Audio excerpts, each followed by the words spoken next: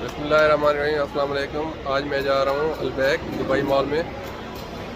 अलबैक वो मेरे पीछे आप देख सकते हैं अलबैक, ये है अलबैक। यहाँ पे काफ़ी रश लगा हुआ है, आप देख सकते हैं। यहाँ पे एंट्री है।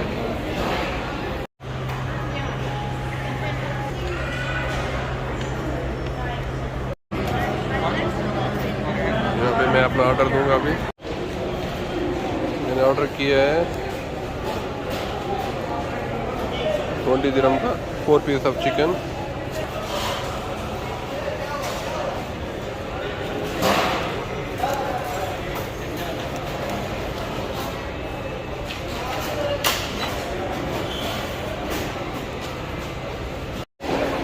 मेरा नंबर है 468 और यहाँ पे चल रहा है 446।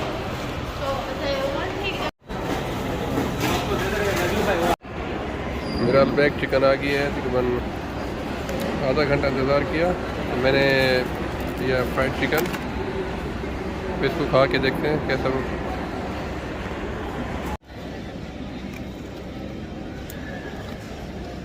बहुत मज़े का, माशाल्लाह जूसी।